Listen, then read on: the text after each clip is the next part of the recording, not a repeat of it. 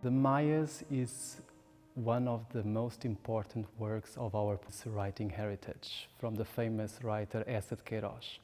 And from the start, I always believed that any of his stories would give an excellent ballet, because Eça de Queirós is a wonderful spectator, and he observes very well all the details. So each time we read one of his books, it's like we're watching a theater play or even a ballet.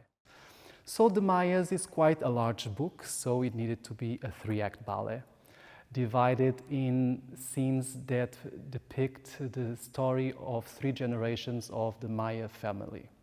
And the Maia family is a family of the high aristocracy that has a big house in Lisbon called the Ramalhete, and also some lands and farms up north in the countryside. So Afonso de Maia is married with also a very wealthy lady from the aristocracy, but she's very religious. And Afonso, while he was in exile in England, got very connected with the progressive and liberalism ideas that he saw in England and still were starting slowly in Portugal. So there was 2 different visions of how to live and how to see the path of one's life.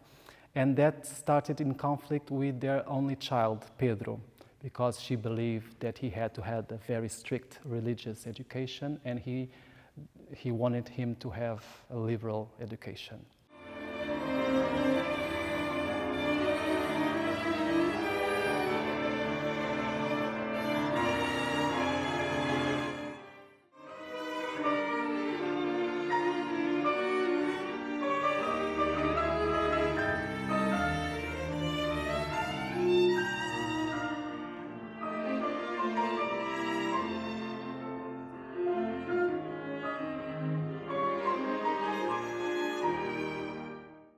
I'm Francisco Gomes, and I'm playing the character of Pedro da Maia, which is the son of Afonso da Maia and Maria Eduarda Runa. Pedro never had a very good relationship with the father.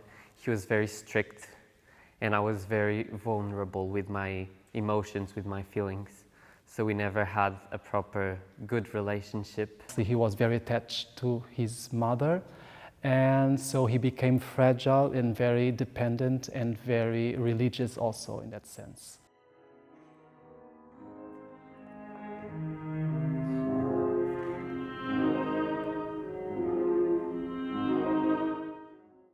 When the mother died, he got very sad.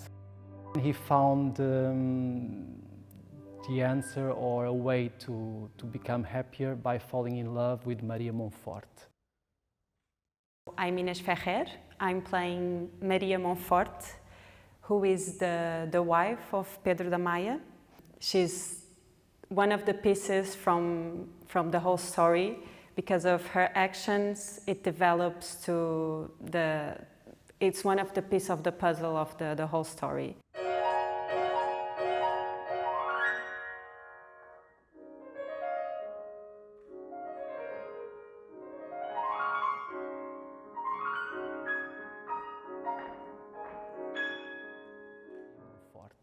And Maria Montfort is also a wealthy lady, but not from the aristocracy, because her father was a slave dealer, and that's why she was very rich, but not well seen among the high society.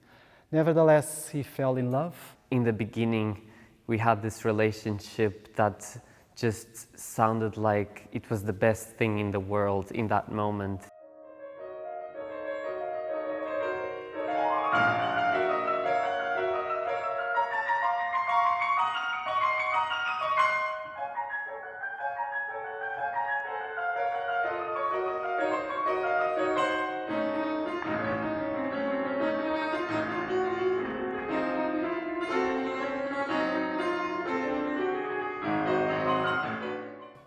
And he asked the father permission to get married, and Afonso said no, not at all.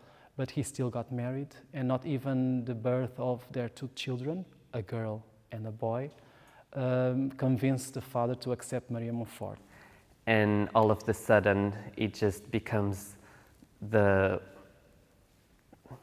the tragedy of his life. Maria Montfort, already also disappointed with the fact that she was not accepted, runs away with a lover and takes the girl with her. And Pedro stays alone with the boy.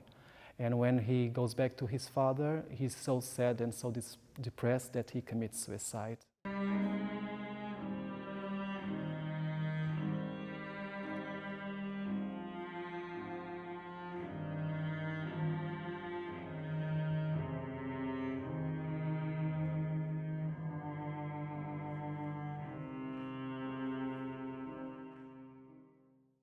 The story, it's very complex, it's very hard, and that's basically what I've been trying to work on, is this vulnerability of this character. Because of the audience, what is one of the most important things, especially in this ballet, in this story, is for them to understand the story.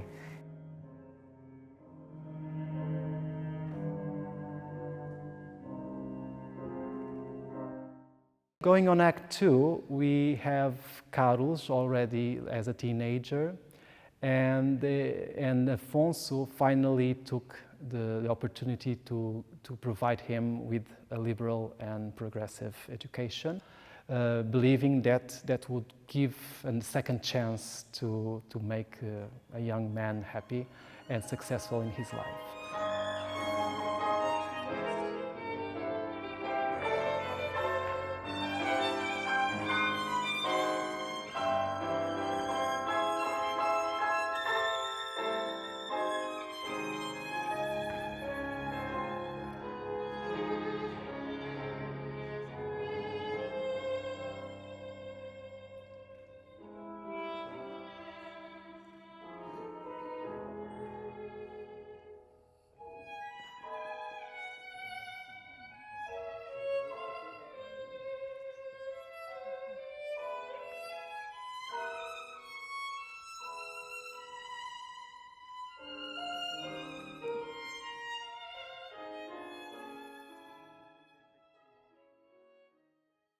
And then his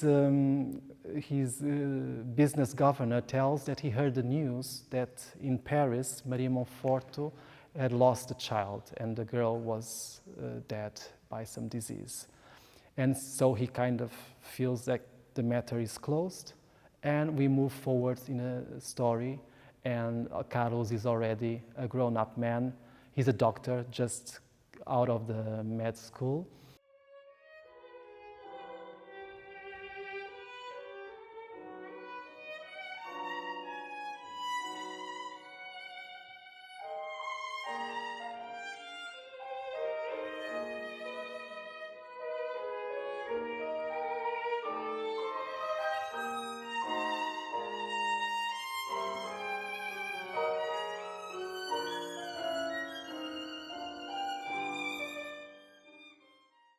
And they go back to Lisbon, where he opens a doctor practice.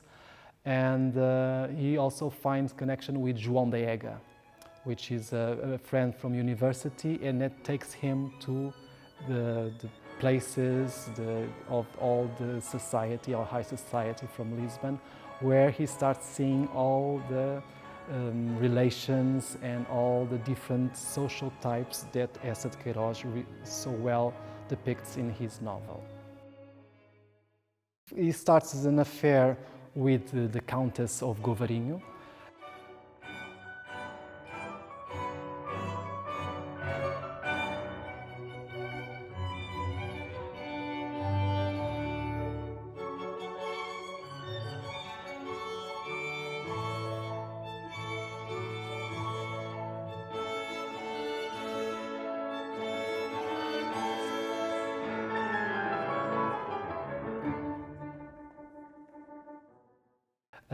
And later on, in a dinner, he sees a beautiful woman passing by, and he feels so attracted by her beauty and by her angelical look that he asks to Ega and to other friends, who is she? And apparently she's the wife of a Brazilian businessman.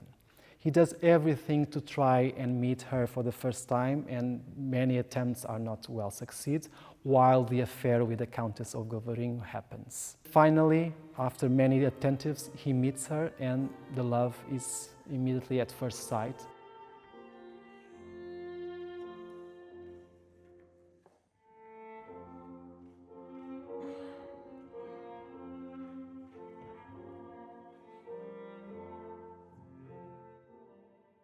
He's a character that had a very privileged upbringing.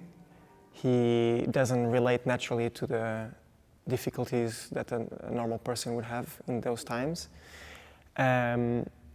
He surrounds himself with friends and company that each one has something to give to the story, something to enrich in his life. But he's always the center of the attention. He's very wealthy, and that, of course, brings a lot of attention as well. And then eventually he meets what he thinks is the love of his life, a woman that is not available to interact in those times, but he does.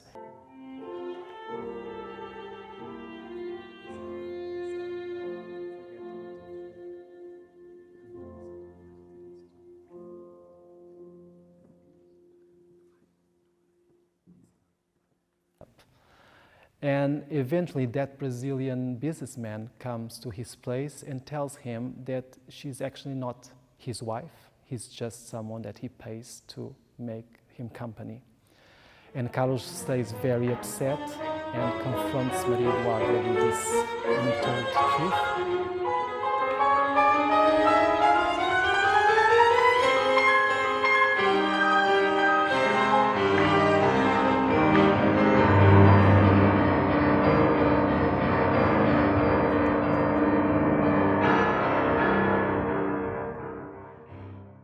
My name is Raquel Fidalgo, and I'm performing Maria Eduarda da Maia in Os Maias.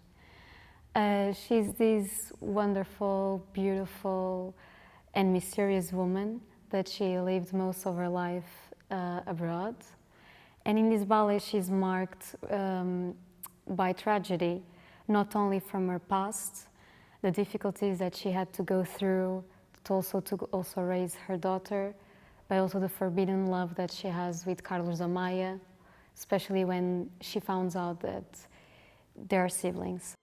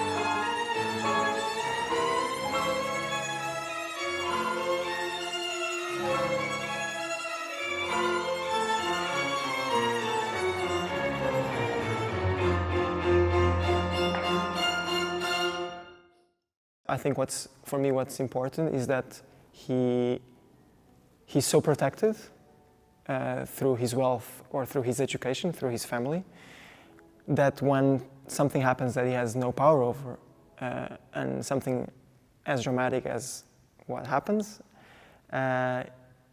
he has to deal with it without any barriers, without any protection, and it's something that he cannot expect.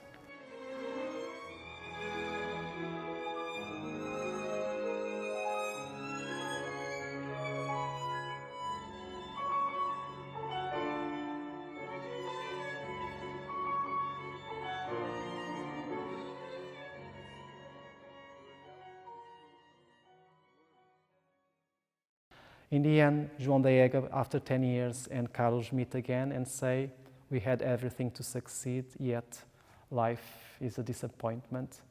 But in the end, we see that they still run to try to catch up life. So that's the message. There's always a hope to rebuild your life. And it doesn't matter what Eça tells us, it doesn't matter if you prepare in one way, a conservative way or a progressive way. You can never say which sad venture can come into your life.